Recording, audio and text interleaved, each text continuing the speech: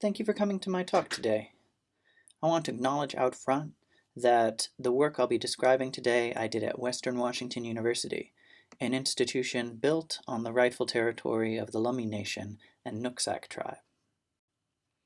I'm going to describe some experiments I've done over the last 3 years, putting comics at the center of my writing courses. You'll find a link to my materials at the bottom of my slides. It's tinyurl.com/SW02-19-20.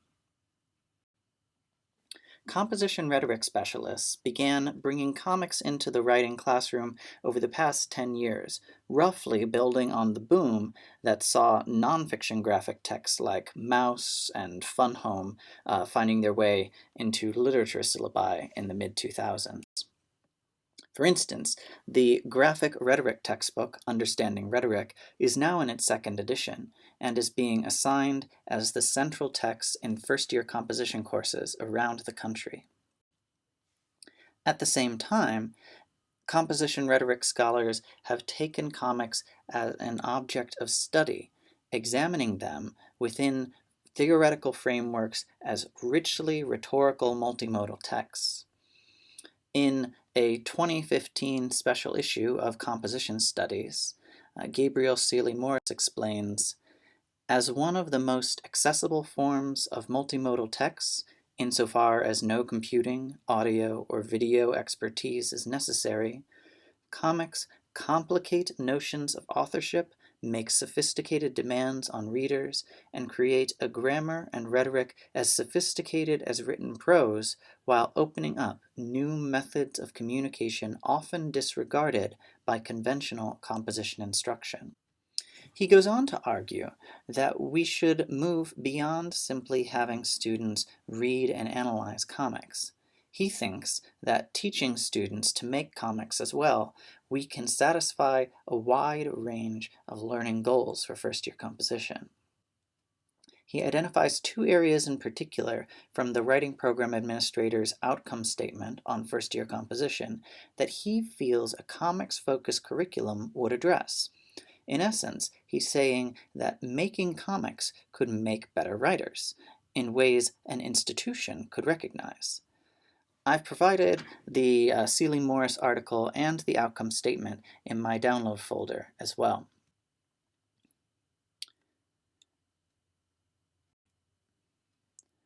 I've seen some of Seeley-Morris's hypotheses bear out in my previous experiment with upper division composition-focused comics courses. A rhetorical analysis class I called Composing with Comics. I have a chapter forthcoming this year about how I used game-based curriculum to let students teach one another about drawing, script writing, and literary analysis, and to collaborate on complex projects. I've tried to build on these approaches in designing the curriculum I'm sharing today. There are some significant differences in context, though. I oversee the curriculum for the only required writing course at my institution. I write the curriculum, which is then taught by 30 master's and MFA students whom I train and supervise. I have fairly wide latitude in curriculum design. I'm trying to design a curriculum that serves the needs of 3 audiences. The graduate TAs, for them it should be reliable and easy to learn how to teach. The students need to find it accessible, regardless of finances or disability, and it has to look legit to administrative stakeholders. I'll talk you through some of the general approaches I've used in my courses so far, and then I'll detail major assignment sequences I'm using to plot out my current course. Most of the texts I'll show or reference are listed on the handout, which is also in that folder. I start most classes with an introduction to the rhetorical situation, my version of it anyway. It is a rubric for analyzing all kinds of texts and for planning your own. Working with comics tends to push us toward close engagement with 3 particular aspects of the rhetorical situation: medium, genre, and message. From Scott McCloud, we observe the distinction between comics as they're commonly discussed, that when you say comic books, you're talking about fantasy stories, as opposed to seeing comics as a medium, like film or skywriting. It's something you make an expression out of. I emphasize this distinction between comics as medium and comics as genre by focusing on the course on nonfiction comic genres, particularly memoir and journalism. These employ just as many genre tropes as detective comics, but they're more recognizable in academic settings. We explore the rich connection between medium and genre by exploring born digital comic formats, such as audio comics based on superheroes, and serial webcomics about everyday life among a group of gay friends in Seattle. I collect piles of small, weird indie comics for more hands-on rhetorical analysis about how comics' materiality influenced their meaning-making styles. My favorite comic for these lessons is Aaron Franklin's 26-foot-long comic created from days of interviews with detainees at a Washington State internment facility. The form propels message in a way that students can grasp on an intuitive level.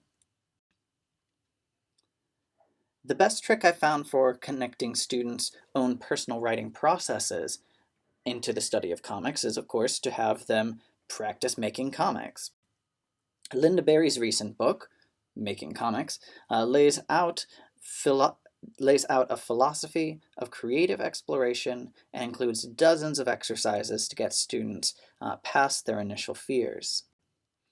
The book is set up to replicate Berry's own drawing and thinking courses, including a great daily 3-minute self-portrait activity my students have loved so far. You can see some of those here. It builds students' confidence and capacity for self-driven exploratory comics making, from very basic journaling practices to multi-step exercises for creating plot and characters to shaping finished comics. Though Berry is mostly interested in fiction or expressive nonfiction storytelling, I found many exercises and journaling strategies that work very well in analytical and academic projects. So, all versions of the English 101 course I design focus on two big topics: literacy and community discourse. Students conduct independent research and examine scholarship in these areas. My version of English 101 just modifies the structure to centralize comics making as the mode of expression. These topics come from the Writing About Writing approach. This movement says that writing courses should be about the scholarship that writing researchers do. Students should learn to study the ways writing actually happens in the world around them. For instance, they study Deborah Brandt, who used oral histories to describe the way literacy skills are controlled by powerful people and forces, especially those related to economics, family connections, and class. Students create a handmade comic about a literacy sponsor in their life, and they have a wide range of comics methods and examples to choose from. Their grade, I grade their work on this and every major comics project, both on how thoughtfully it's made, but also on how clearly it demonstrates an understanding of Brandt's research. I assign an analytical reflection memo after each project where they can explain how their comic makes those connections. The second big project responds to John Swale's model of discourse community analysis. Several Writing About Writing textbooks have some version of this project.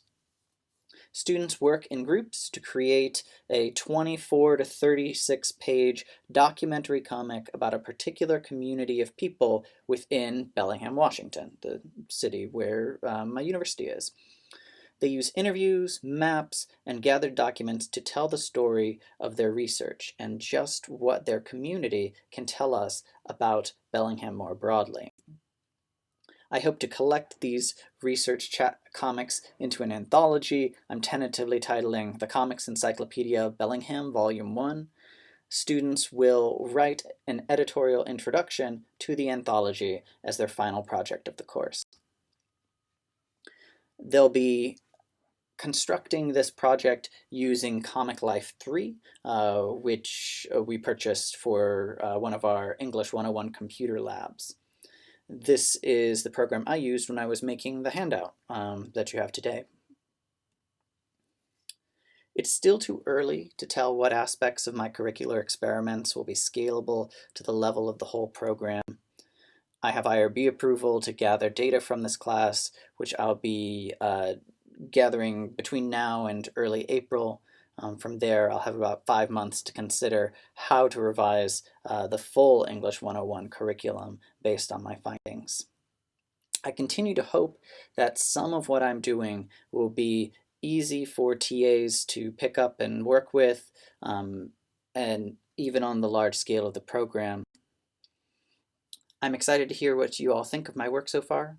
Again, please check out all of my materials at tinyurl.com/S W 02-19-20.